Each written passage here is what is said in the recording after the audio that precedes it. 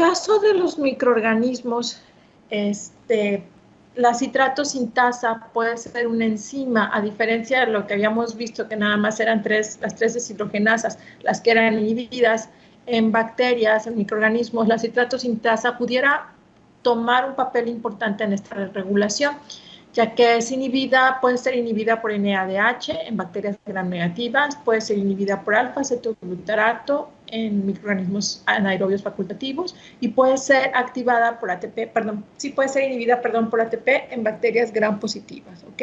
Entonces, todas estas son inhibidores, NADH, alfa-cetoglutarato y ATP, y de qué va a depender que sea uno o el otro, pues depende del tipo de enzima y por lo tanto depende del tipo de microorganismo que lo está utilizando. ¿Hasta aquí alguna duda, chicos? No. No. ¿No? Ok. De repente me gustaría oír sus voces porque si no, siento que estoy hablando al aire. Ok. Muy bien. ¿Se acuerdan qué son las reacciones anapleróticas? Sí. ¿Qué son?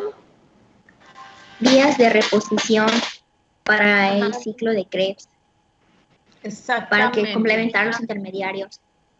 Exactamente, para complementar los intermediarios. Recuerden que estos intermediarios pueden, a partir de ellos se pueden sintetizar otras moléculas. ¿Okay? Entonces, si el microorganismo está creciendo, necesita estas moléculas porque muchos son moléculas importantes para la síntesis de ácidos nucleicos o de proteínas. Entonces, pues se tienen que complementar los pools de estos, o sea, los almacenes de estos intermediarios. Y ya habíamos visto el semestre pasado que la vía más importante en mamíferos es la reposición de esqueletos carbonados a través de la piruvato carboxilasa, que es una enzima que va a carboxilar el piruvato y va a transformar el piruvato en oxalacetato. ¿Okay? Y esta sería la vía, mientras de este lado la formación de ATP es una vía catabólica, la síntesis de oxalacetato a partir de piruvato es una vía anabólica. ¿Sí, chicos? En microorganismos tenemos otro tipo de, además de la piruvato carboxilasa, tenemos otras reacciones anapleróticas como la fosfenol piruvato carboxilasa, que parte de fosfenol piruvato. El fosfenol piruvato, ¿dónde lo encontramos, muchachos? ¿En qué vía? En la glicólisis antes de llegar al piruvato. Exactamente, es un intermediario antes de llegar al piruvato, el fosfenol piruvato. Entonces, el fosfenol piruvato se va a carboxilar para producir oxalacetato. Y esto se llama la fosfenol piruvato carboxilasa y solamente está presente en bacterias. Ya otra vía anaplerótica que ya conocemos es la piruvato carboxilasa. Y la otra es una enzima que se llama enzima málico, en donde el piruvato se va a carboxilar para producir malato, un intermediario del ciclo de Krebs. ¿Ok? Entonces, la fosfenol piruvato carboxilasa es una enzima muy importante en microorganismos, pero cobra mayor importancia cuando los microorganismos tienen como fuente de carbono succinato y malato. ¿Ok? Bueno. El ciclo de Krebs en microorganismos no siempre está completo. Por ejemplo, en el caso de las fermentaciones, si un microorganismo, pensamos como Escherichia coli. Escherichia coli tiene la opción de fermentar, o sea, de sobrevivir de reacciones de fosforilación a nivel sustrato, pero también tiene la opción de respirar. Puede respirar utilizando el oxígeno como último aceptor de electrones, o bien respirar utilizando los nitratos como último aceptor de electrones. Entonces, cuando está fermentando, cuando no hay un aceptor de electrones como el oxígeno o los nitratos, pues cambia la configuración del ciclo de Krebs. Va a romperse este ciclo de Krebs, ¿ok? Y pues va a haber va a encontrar de manera incompleta, ¿ok? Entonces, ¿por qué? Porque, pues, como no hay aceptores de electrones tan fuertes, con una electronegatividad tan fuerte como el oxígeno o los nitratos, pues se debe evitar el exceso de NADH y FADH2. Entonces, sin embargo, se sigue llevando a cabo el ciclo de Krebs, aunque sea incompleto, porque se necesitan algunos intermediarios del mismo. Si los microorganismos van a crecer o van a sintetizar algunas proteínas, pues necesitan aminoácidos para poder trabajar. Entonces, habíamos visto que, por ejemplo, hay algunas enzimas que van a ser inoperantes, como el alfa-cetoglutarato deshidrogenasa, que esta solamente se va a inducir, se va a sintetizar en la presencia de oxígeno y va a tener entonces, por lo tanto, el ciclo de Krebs, una ala oxidativa y una ala reductiva, ¿no? Entonces empezamos por la glicólisis, que en diversos pasos forma fosfenolpiruvato. El fosfenolpiruvato se va a carboxilar con la PEP-carboxilasa para formar oxalacetato, ¿ok? También el piruvato con la piruvato carboxilasa va a formar oxalacetato. O sea, aquí se trata de que haya una gran cantidad de oxalacetato. ¿Por qué? Porque parte de este oxalacetato va a reaccionar con acetilcoenzima A y producir citrato, isocitrato y alfa-cetoglutarato. El oxalacetato que se forma, pues también puede transformarse en ácido aspartico, y el alfa-cetoglutarato que se forma puede participar en la síntesis de ácido glutámico. Sin embargo, este oxalacetato también se va a una parte reductiva, es decir, va a tomar un sentido inverso al que normalmente tiene en el ciclo de Krebs. Oxalacetato, malato, malato-fumarato, fumarato-succinato. Si en el ciclo de Krebs de malato a oxalacetato es una oxidación, en el sentido inverso, pues va a ser una reducción. De igual manera, si en el sentido del ciclo de Krebs, succinato-fumarato es una oxidación, pues en el sentido inverso es una reducción. De tal manera que los electrones que se están produciendo se están utilizando y se están produciendo intermediarios también para soportar el metabolismo de la célula. ¿Sí, muchachos? ¿Hasta aquí alguna duda? No.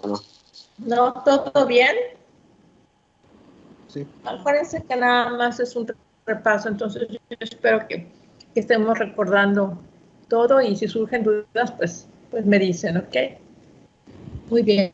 Habíamos visto el ciclo del glioxilato y sabemos que está presente en microorganismos que crecen con ácido acético, etanol o ácidos grasos, es decir, sustratos que a partir de ellos se puede producir acetilcoenzima A. Este ciclo del glioxilato realmente va a generar poca energía. Es una ruta anabólica asimilativa. Esto quiere decir que el acetilcoenzima A, o sea, las unidades de acetilcoenzima A que se formen, pues van a formar parte del esqueleto carbonado de la célula. Está presente en bacterias, hongos, protozoarios y ya saben que también en plantas. Sin embargo, en las bacterias, pues obviamente se va a encontrar en el citoplasma, ¿ok? No va a estar en un organelo específico. Recuerden, sustratos como el acetato, etanol, ácidos grasos y polibeta hidroxibutirato pueden, la degradación de estos puede generar acetilcoenzima A, y la acetilcoenzima A con el oxalacetato a través de la citratosintasa pues van a generar citrato. Pues la conitasa transforma el citrato en isocitrato, y es aquí donde empieza el ciclo del glioxilato. El isocitrato se va a romper a través de la isocitratoliasa, y al romperse, pues produce glioxilato y el succinato. ¿Okay? El glioxilato va a reaccionar con acetilcoenzima A, otra molécula de acetilcoenzima A, a través de la malatosintasa para sintetizar malato, y el succinato pues va a seguir la vía como si fuera el ciclo de Krebs, y generar intermediarios que puedan participar en la gluconeogénesis. ¿Sí, chicos? Algunas de estas enzimas que participan en el ciclo de Krebs, como la isocitrato deshidrogenasa, pues van a ser inhibidas por fosforilación, es decir, que se va a detener este ciclo y solamente se va a utilizar el ciclo de glioxilato.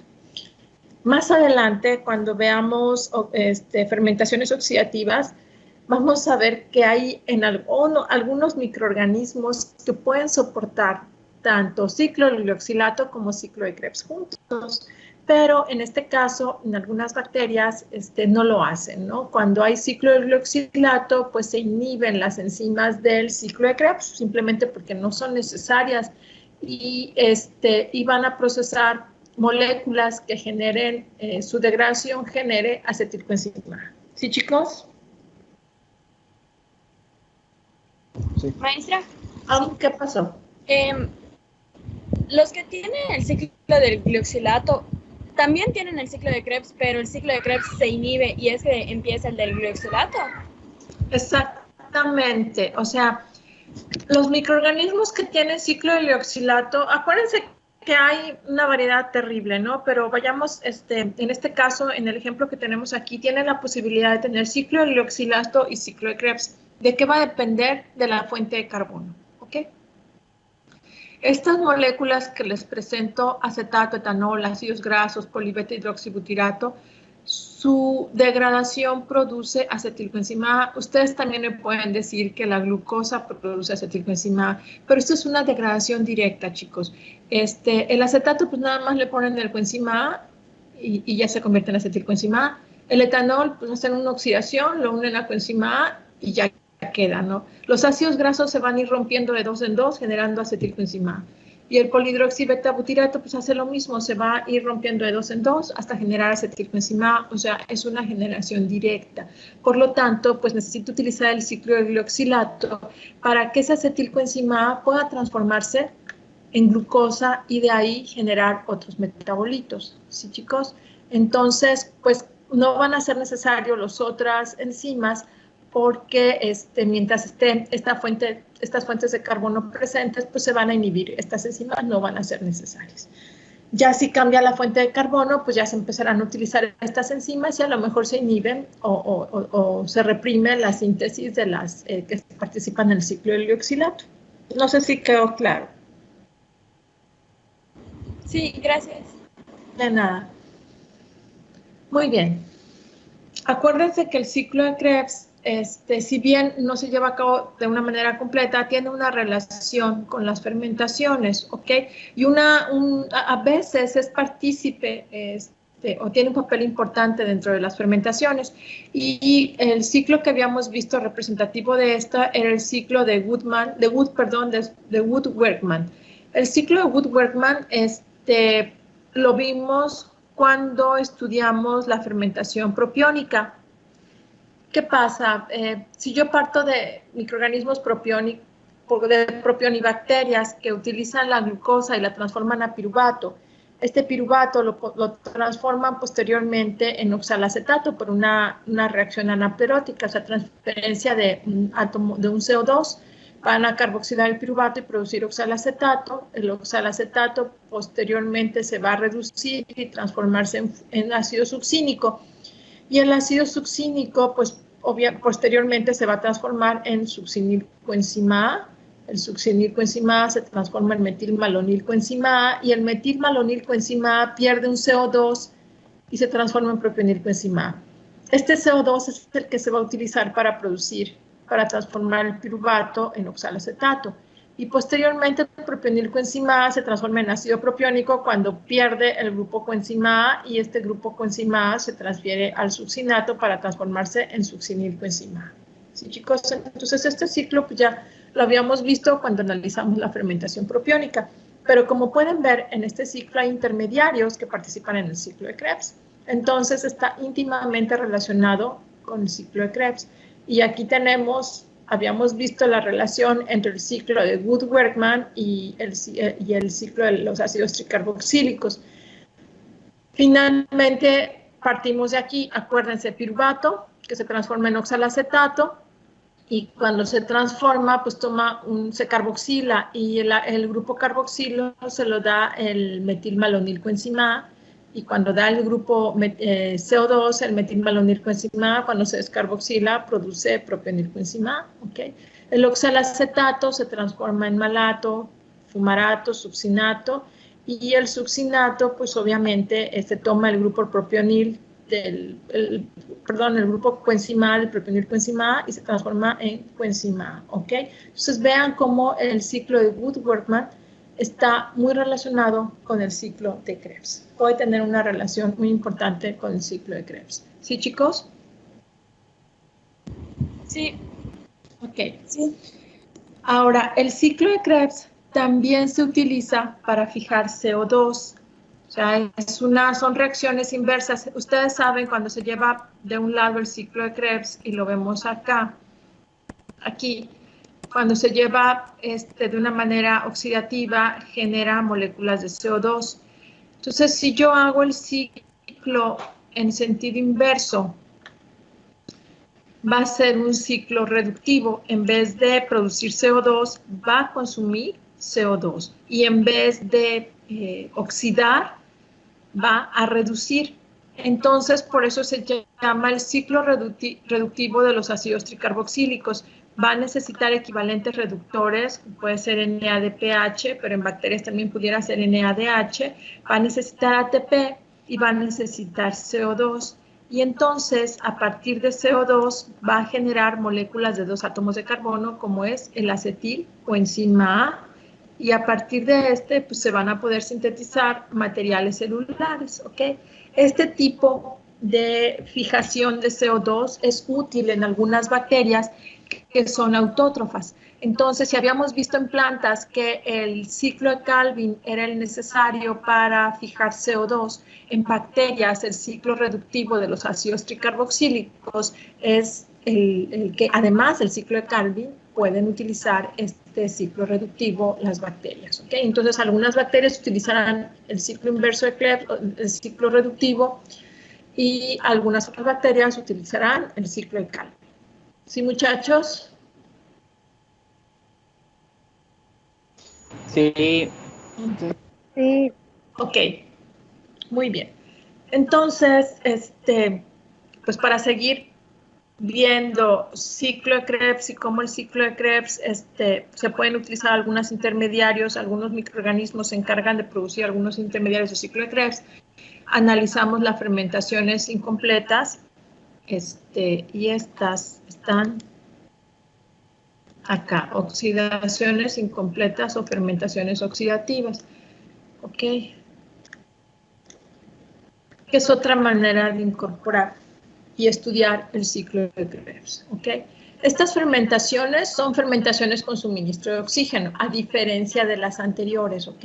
Como en estas el ciclo de Krebs puede estar inactivo, parcialmente activo, más bien es parcialmente activo, y como son incompletas, no se va a producir todo el CO2 que se acostumbra, pero se van a aprovechar intermediarios del ciclo de Krebs, ¿ok? Los productos van a ser, dentro de los principales, ácido acético, glucónico, alfa-cetoácidos, ozoácidos, ácido glutámico, etcétera, ¿no? Son muchos los productos que derivan de estas bacterias, de estas fermentaciones, perdón. Estas fermentaciones son principalmente, aunque no únicamente, pero sí son principalmente utilizadas por hongos, ¿ok? Es muy importante la participación de hongos en este tipo de fermentaciones. Y este tipo de fermentaciones fue lo que se conoció como la microbiología industrial o biotecnología industrial. Fue una de las principales aplicaciones de microorganismos en la industria para producir intermediarios, para producir químicos que se utilizan a gran escala en la industria, ¿ok? Uno de estos químicos importantes producidos por hongos es el ácido cítrico, producido principalmente por Aspergillus niger, y está, obviamente, si es ácido cítrico, pues está ligado al ciclo de Krebs. Las fermentaciones, para que se pueda producir el ácido cítrico, el pH del medio de fermentación tiene que estar entre 2.5 y 3.5, y es muy importante que los fermentadores no estén hechos o no tengan la presencia de hierro. ¿Por qué? Porque el hierro es el cofactor de la conitasa, y la conitasa, si se activa, en lugar de tener ácido cítrico, vamos a tener ácido isocítrico, y esto empezaría a generar problemas, ¿ok? Disminuiría los rendimientos de producción del ácido cítrico.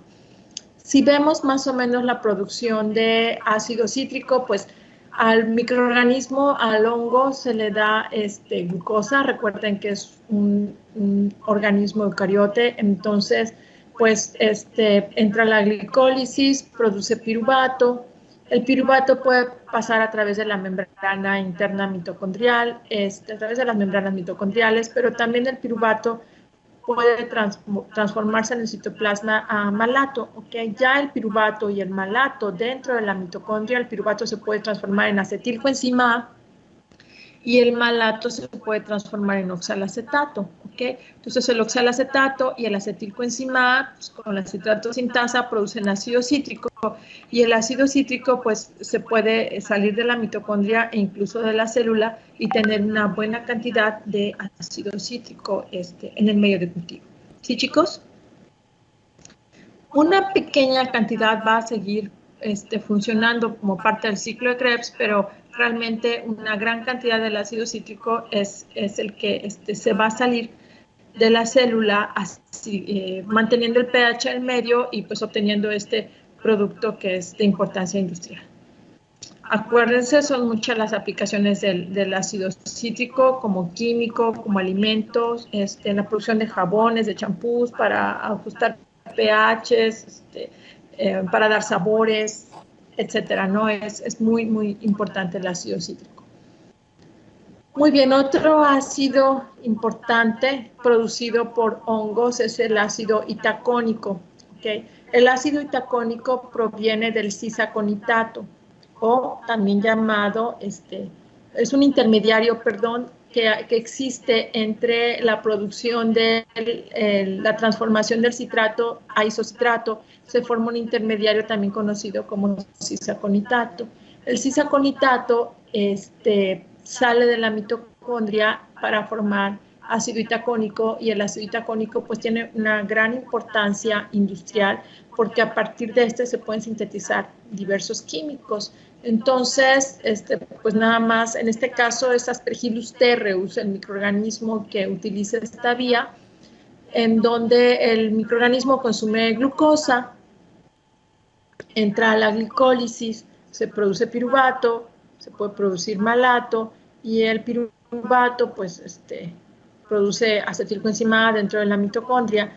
El malato pues, se puede transformar a oxalacetato y generar ácido cítrico, y después generar ácido itacónico, el cisaconitato, para finalmente que se transforme en itaconato. ¿Sí, chicos? Otro intermediario del ciclo de Krebs que tiene importancia comercial es el ácido oxálico. El ácido oxálico también es producido por hongos, por Aspergillus niger, pero en este caso Aspergillus niger a un pH diferente, ¿no? Ya no el pH de 2 que se utiliza para producir ácido cítrico, pero sí a un pH de 7. Y con se puede producir el ácido oxálico. El ácido oxálico se va a producir a partir de oxalacetato y el oxalacetato se va a romper en dos para producir acetato y ácido oxálico. ¿Okay? ¿Cómo funciona? Pues funciona de igual manera. El microorganismo consume glucosa, se transforma en piruvato, piruvato a acetilcoenzima A. Acetilcoenzima A pues ya va a reaccionar con oxalacetato para producir ácido cítrico hasta que llega malato. El malato posteriormente se va a transformar en oxalacetato y este oxalacetato pues se puede romper en dos para formar ácido oxálico, o bien puede utilizar la vía del dioxilato y entonces el ácido, ¿cómo se llama? Perdón, el oxalacetato que se forma se va a nutrir de la acetilcoenzima A para producir citrato, isocitrato, y aquí con el ciclo del glioxilato, acuérdense que el isocitrato se rompe en dos, forma succinato y el glioxilato, y a partir del glioxilato se puede formar el oxalato, y además el malato pues también se puede transformar en oxalacetato para producir ácido oxálico. Esta vía metabólica la puede producir Aspergillus niger, pero en este caso la presentación, estas vías metabólicas en donde existe el ciclo de glioxilato y el ciclo de Krebs trabajando juntos es de un bacillomiceto, es de un hongo. Entonces, en este hongo, pues puede estar, como es un eucariote, puede estar trabajando tanto el ciclo de Krebs como el ciclo del glioxilato y ambos estar produciendo ácido oxálico. ¿Sí, chicos? Doctor, una duda. Uh-huh. En este esquema, cada una de las diferentes oxalatos que aparecen son distintas opciones de vías metabólicas que pueden dar oxalato, o es una sola vía metabólica que con diferentes procesos produce oxalato. Son un mismo microorganismo va a producir oxalato de diferentes maneras, ¿ok? Ya sea ciclo de glioxilato, ciclo de Krebs. Okay. No sé si me di a entender.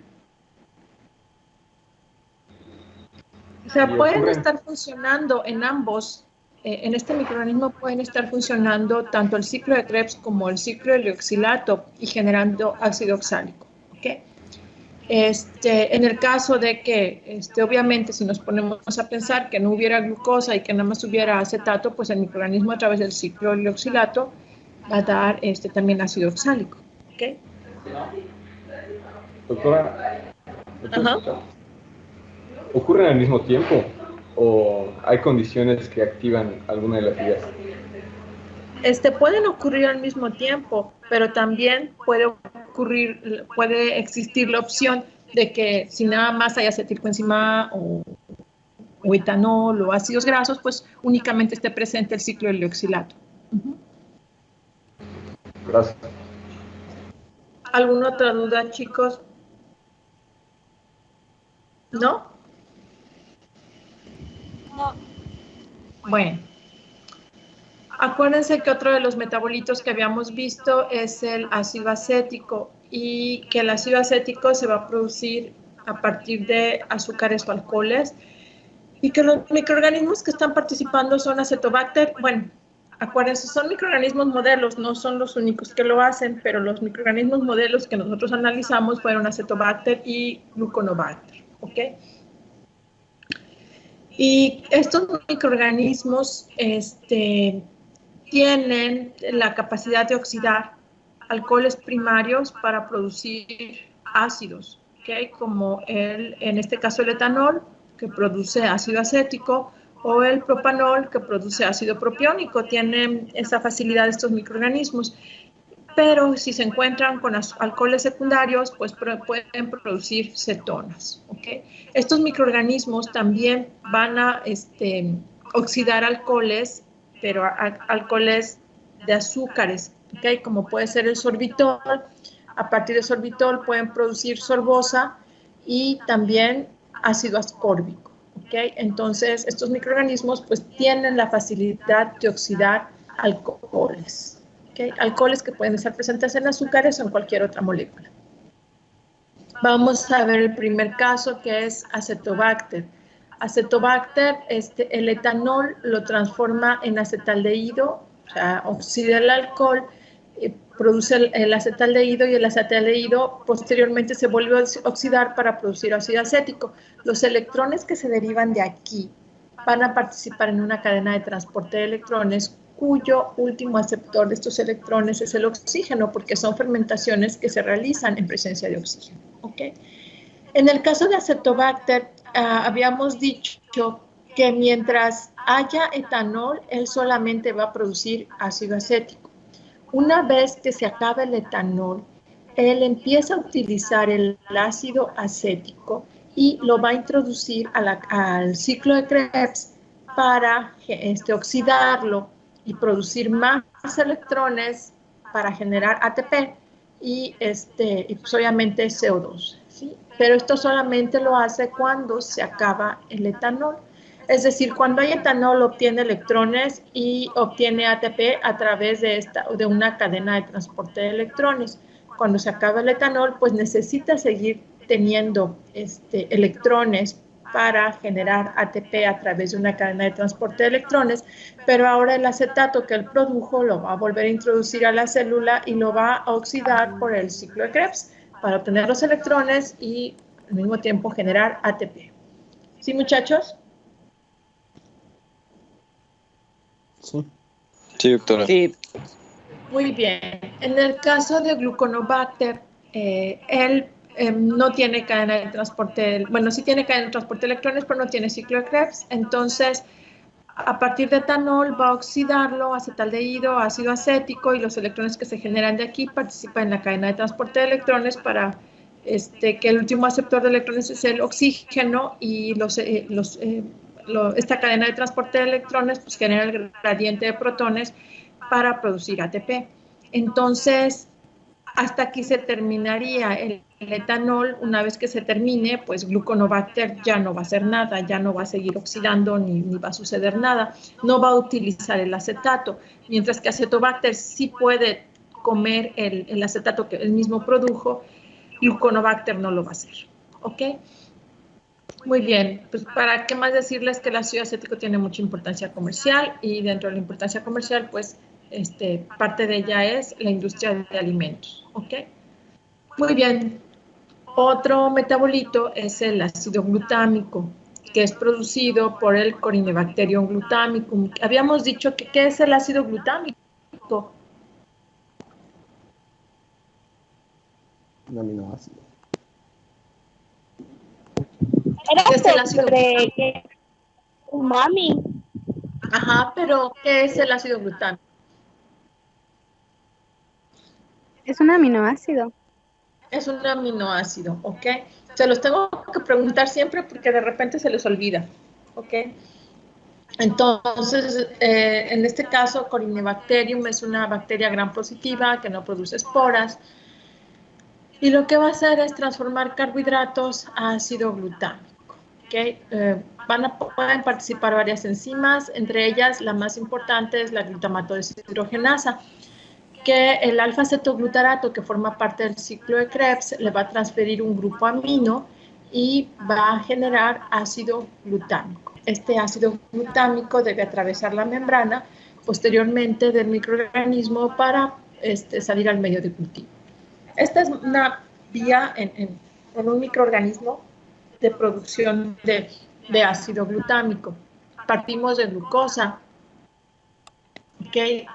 A través de la glicólisis se va a generar acetilcoenzima A, y también se puede generar oxalacetato. El acetilcoenzima A y el oxalacetato generan ácido cítrico, ¿ok? Isocítrico, alfa-cetoglutarato. El alfa-cetoglutarato ya habíamos dicho que a través de la glutamato deshidrogenasa se va a catalizar la incorporación del grupo amino para formar ácido glutámico, ¿ok?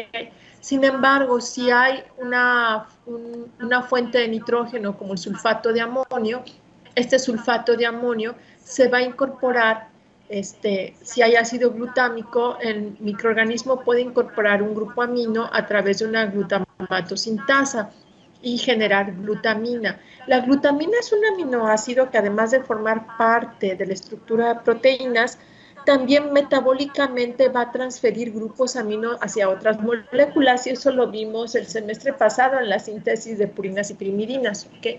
Entonces, esta glutamina puede transferir su grupo amino a través de la glutamato oxoglutarato aminotransferasa, se lo puede transferir al alfa-cetoglutarato, ¿ok? Y formar ácido glutámico. Entonces tenemos dos maneras de sintetizar el ácido glutámico: a través de la glutamato deshidrogenasa o a través de una transaminasa, la glutamato oxoglutarato aminotransferasa. Una transaminasa, en el caso este grupo amino lo obtiene de la glutamina, y en este caso el grupo amino lo obtiene de este amoníaco que esté dentro de la célula, ¿ok? En cualquier modo, se va a generar ácido glutámico, y pues este ácido glutámico se puede obtener de manera extracelular o bien puede transformarse en ácido poliglutámico. ¿Sí, chicos? sí, Ok. El ácido glutámico, pues ya me lo dijeron ustedes, es muy utilizado como potenciador de sabor. En todos la comida asiática es está llena de ácido glutámico y además todas nuestras frituras y todo lo que nos causa adicción en la comida, este saborcito a caldito de pollo, pues es ácido glutámico. Es el denominado, es el sexto sabor, perdón, el quinto sabor, que es el umami. ¿Sí, chicos? Sí, sí. Pues bueno, hasta ahí sería todo lo que habíamos visto anteriormente. Como les digo, es mucha información. Estos archivos ya están cargados en el Teams, entonces ya los pueden consultar, pueden consultar los archivos y también están también en el Teams los archivos de la fermentación, de la respiración anaerobia. Entonces todos los archivos de clase están ahí. ¿Sí, muchachos? ¿Alguna pregunta? Maestra, yo no veo esta presentación en los archivos. Solo veo respiración microbiana. Sí, igual a mí. Hay un folder que se llama material didáctico, no sé si material de clase. No sé si lo ven ahí. Ah, ya lo encontré. Gracias. Sí. Ahí en ese folder que dice material de clase, ahí están las dos presentaciones. ¿Ok? Muy bien. Muy bien, chicos. ¿Qué me cuentan? ¿Cómo les fue con los artículos y el video?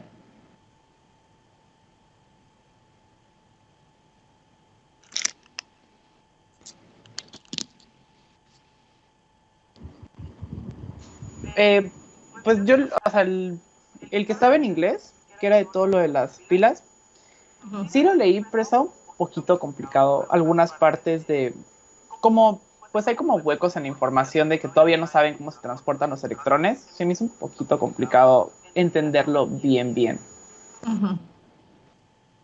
Ok, vamos por el inicio. ¿Vieron el video? Sí. Sí. ¿Y qué les pareció, chicos? Cuéntenme. La explicación yo la sentí muy sencillita. Realmente no sentí que fundaran tanto en el tema y yo entendí como, o sea, lo general, cómo funcionan las celdas de combustible microbianas.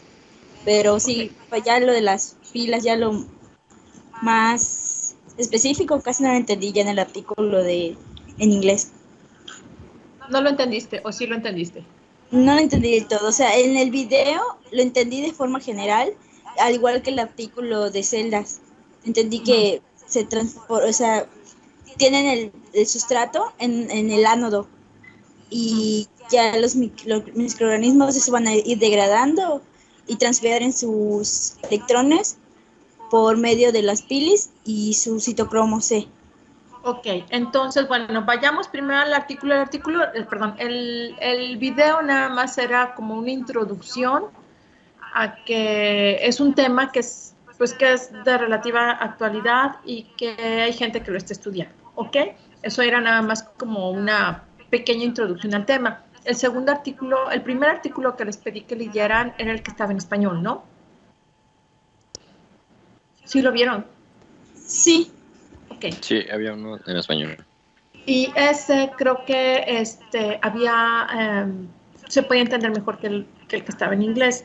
El que estaba en inglés, el objetivo era que vieran que hay muchísimas cadenas de transporte de electrones, que muchos microorganismos, una de las cosas que a mí más me llamó la atención de ese artículo, que luego lo podemos ver, es que hay microorganismos que pueden tener 1, 2, 3, 4 tipos de cadenas de transporte de electrones.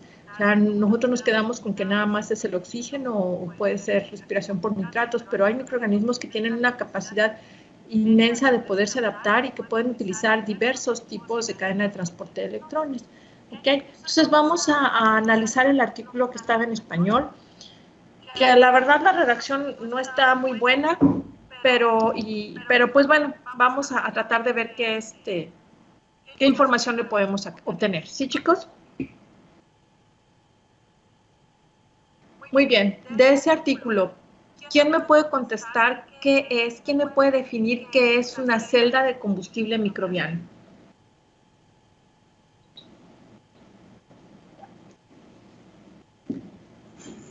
Es una celda compuesta por un ánodo y un cátodo que transforma la energía química que tiene el sustrato y que los microorganismos, pues los microorganismos lo convierten a energía química. La celda lo que hace es convertir esa energía química a energía eléctrica.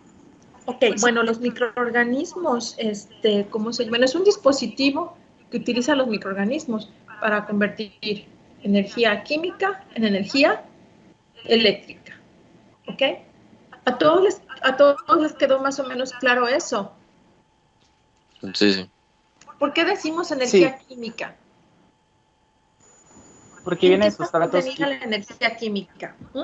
En sustratos químicos, ¿sabe qué tan reducido está como la glucosa? Que es, o sea, se empieza a oxidar y se empiezan a cosechar electrones ya para hacer otro tipo de energía. Perfecto. ¿Y la energía eléctrica? ¿Cómo vemos la energía eléctrica? Son las diferencias de potenciales que se generan entre el ánodo y el cátodo cuando se van degradando estos sustratos. Exactamente, o sea, Sabdiel, tú fuiste el que dijiste que se cosechan los electrones. Sí. Ok, en esta cosecha de electrones, una cosa es dejar la cadena de transporte de electrones sigan respirando y otra cosa es que durante este transporte de electrones se puedan como ordeñar esos electrones y transferir a un ánodo para generar esta diferencia de potencial y utilizar esa diferencia de potencial. Puede ser para iluminar un foco o para hacer funcionar un aparato. Según el video decían que hasta una planta, ¿no?, se podía hacer funcionar. Pues me imagino que los reactores han de ser muy grandes, no una celda de combustible pequeña, sino puede ser una celda enorme, ¿no?, de tamaño muy grandes para poder dar energía luminosa a una planta, ¿no? Es que por lo que entendí en el video, cómo se ligaba al tratamiento de agua, pues los almacenes de agua como que sucia eran muy grandes y por lo mismo se podía alimentar una planta de tratamiento pues muy grande porque tenían como que la materia prima. Exactamente. Muy bien. Ahora, los electrones que se obtienen, bueno, eso ya lo respondimos, se transfieren directamente hacia el ánodo. ¿Qué ventajas tiene la utilización de estas celdas de combustible?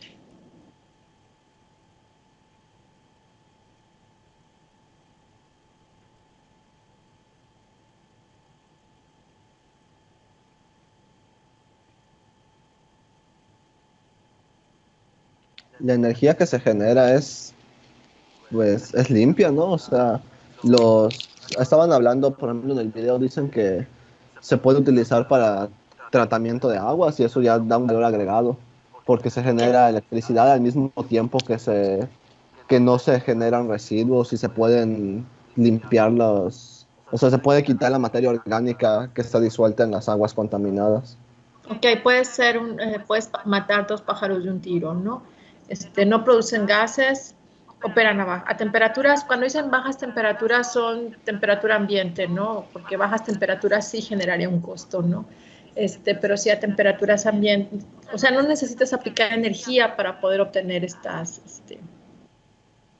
la energía eléctrica y bueno, pues además si lo acoplas, como lo dices, Gabo, a un proceso de degradación, pues con eso es suficiente como para poder como para tener dos aplicaciones, ¿ok?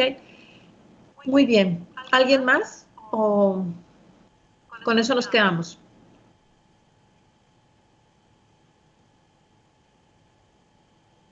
Bueno, ante su silencio yo creo que con eso nos quedamos, ¿no? Díganme, ¿cuáles son los componentes de una celda de combustible?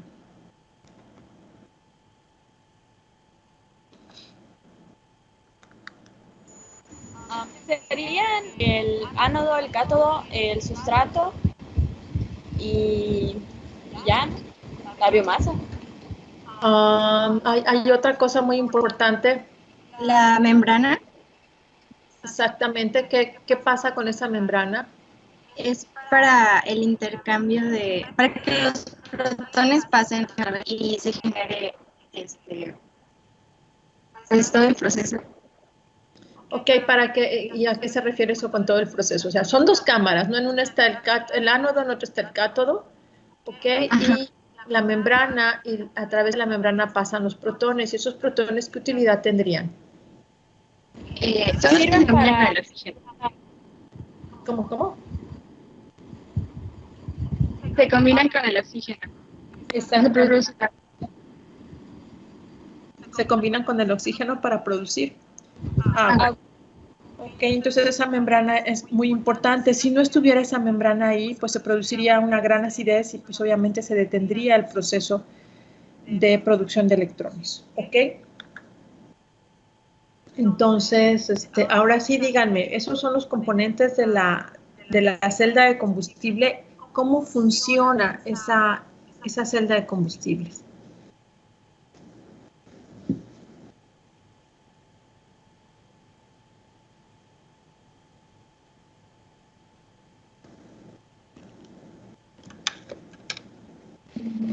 Se hace Se una supone transferencia que- de electrones, ¿no? Desde el microorganismo hasta el ánodo, o sea, al inicio. Ok, si le pones, o sea, tienes que poner primero un sustrato, ¿no? Generan la oxidación de este sustrato genera protones CO2. ¿De qué materiales puede estar hecho el ánodo?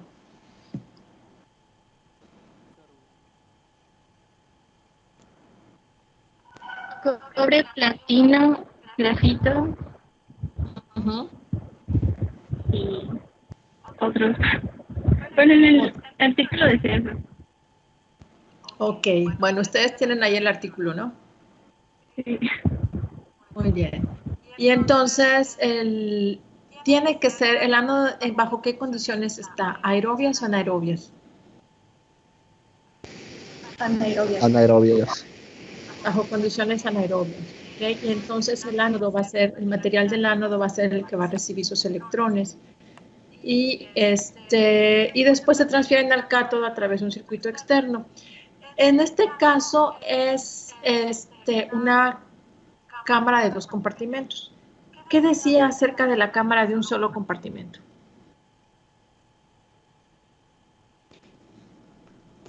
Que el cátodo puede estar, no puede, puedes quitar la cámara del cátodo y dejar el cátodo expuesto, porque de todos modos necesita oxígeno. Ok. Se necesita oxígeno para que siga la reacción. Pero sin embargo decían que esto no siempre era, no siempre, o sea que estaba poco estudiado todavía, ¿no? La mayor parte de las cámaras son de dos compartimentos las cámaras, ¿no? ¿Sí o no, chicos? Sí. Sí. Bueno, entonces, ahora díganme, las bacterias, ¿cómo funcionan cuando las bacterias que se encuentran en el bioánodo? Ahora sí, lo que tú me decías, Dianita.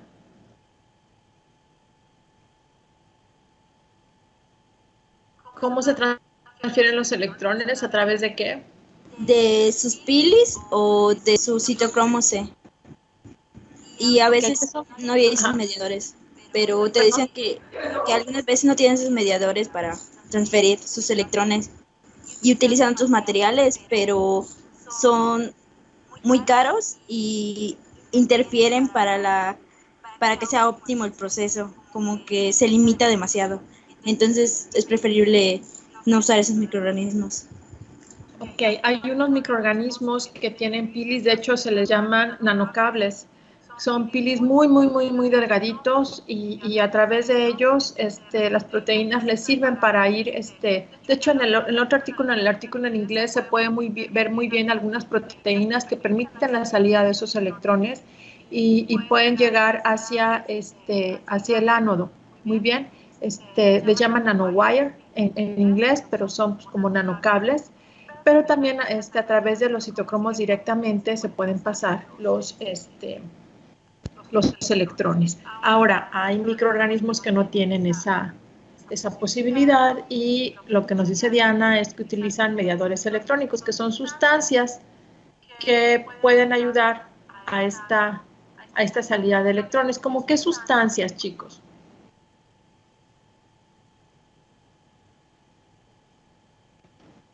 ¿No decían ahí los nombres de algunas de ellas? Bueno, estaban los exógenos sintéticos, que decía que eran tintes, metales y metales orgánicos. Uh-huh.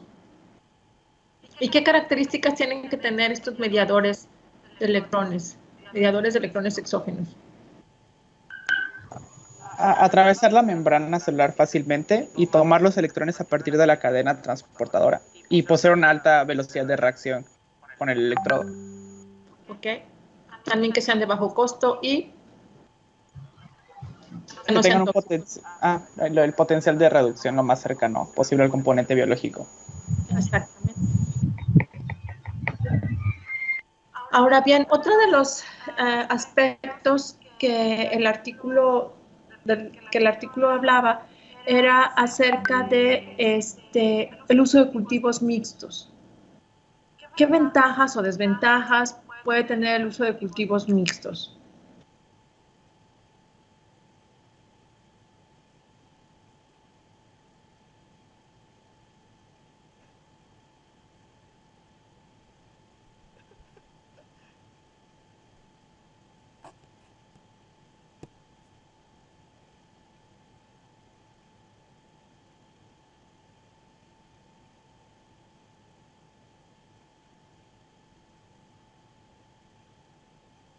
Pues habla de las interacciones que existen entre los metabolitos secundarios de las diferentes especies que están conviviendo en el medio y que esos pueden interferir entre sí. Ok, entonces ¿eso sería positivo o sería negativo?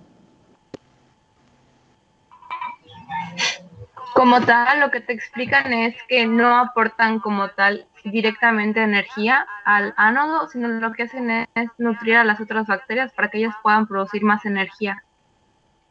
Como un consorcio, ¿no? Como un consorcio. Exactamente.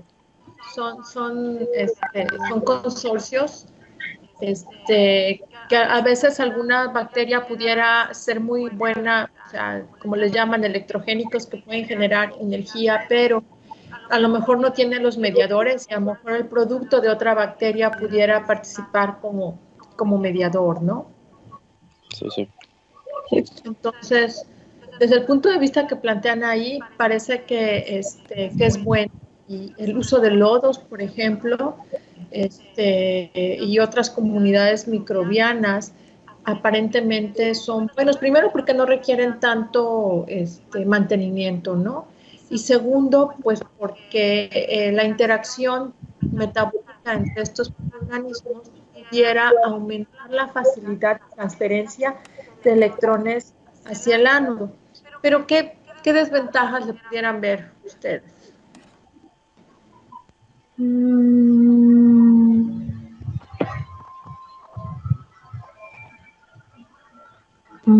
Podría ser o sea, que no trabajen con las mismas fuentes de carbono. Pues pudiera ser, o sea, por ejemplo, en lodos o en aguas contaminantes, pues las fuentes de carbono son muy variables, ¿no? Dependiendo de la descarga que se obtenga, van a ser las fuentes de carbono. Pero también la composición de los lodos también pudiera cambiar, ¿no? En algún determinado momento, aunque aquí hablan de que las comunidades microbianas son así como que fáciles de manejar, eso es cierto. La proporción de los microorganismos presentes pudiera variar en algún determinado momento, a lo mejor alguna descarga tiene más de un componente que de otro y facilita más el crecimiento de un microorganismo que otro, y eso pudiera demeritar el rendimiento de electrones que se obtengan, ¿no? Entonces, pareciera que sí es fácil, pareciera que sí es muy eficiente, pero sí pueden presentar problemas desde mi punto de vista. pero me gustaría conocer su punto de vista. Igual podría pasar que empiecen a pelear entre ellos o que en algún